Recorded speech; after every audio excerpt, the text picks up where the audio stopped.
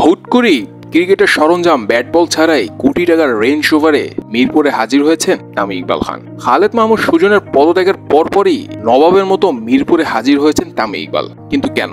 আর কেনর উত্তর হচ্ছে ফারুক আহমেদের সাথে মিটিং ছিল তামিম ইকবালের, আর সেই মিটিং অ্যাটেন্ড করতে রাজার বেশি বা নবাবের বেশি মিরপুরে হাজির হয়েছেন তামিম ইকবাল খান। খালেদ মাহমুদ সুজনের পদত্যাগের পরপরই ফারুক আহমেদের সাথে মিটিং, এই বিষয়টা দেখে তো অনেকের মধ্যেই প্রশ্ন যাচ্ছে যে তামিম ইকবাল কি তাহলে বিসিবির পরিচালক পদেই ফিরতে যাচ্ছেন?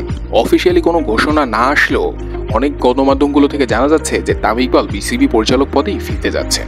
তাই তো ফারুক আহমেদের সাথে মিটিং শেষে ক্রিকেটারদের সাথেও মিটিং করেছেন বা আলাপ আলোচনা করেছেন তামিম ইকবাল, কিন্তু একটু ব্যতিক্রমী আলোচনা করেছেন তামিম ইকবাল। কোনো অফিস বা রুমে আলোচনা করেননি তামিম, যার যার ব্যক্তিগত গাড়িতে আলোচনা করেছেন তামিম। ফারুক আহমেদের সাথে দেখা শেষেই মমিনুলের গাড়িতে ওঠেন তামিম ইকবাল এবং সেখানে বেশ কিছুক্ষণ কথা বলেন মমিনুলের সাথে। এরপর মমিনুলের গাড়ি থেকে নেমে মুস্তাফিজুর রহমানের গাড়িতে উঠে মুস্তাফিজুর রহমানের সাথেও মিটিং বা আলাপ আলোচনা করেন তামিম ইকবাল। তো তাদের মধ্যে কি নিয়ে আলোচনা হয়েছে, কি নিয়ে কথাবার্তা হয়েছে সেটা জানা যায়নি। তো আলোচনা শেষে নিজের কোটি টাকা দামের রেঞ্জ ওভার করেই মিরপুর ত্যাগ করেছেন তামিম ইকবাল।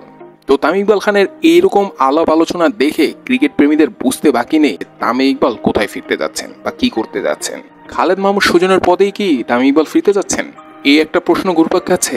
আরো একটা প্রশ্ন এখন অনেকেই করছেন যে ক্রিকেটার তামিমকে বেশি প্রয়োজন নাকি পরিচালক তামিমকে বেশি প্রয়োজন বাংলাদেশে? এই প্রশ্ন তো আপনারাও দিতে পারেন যে আপনারা ক্রিকেটার তামিমকে চান নাকি পরিচালক তামিমকে বাংলাদেশে চান।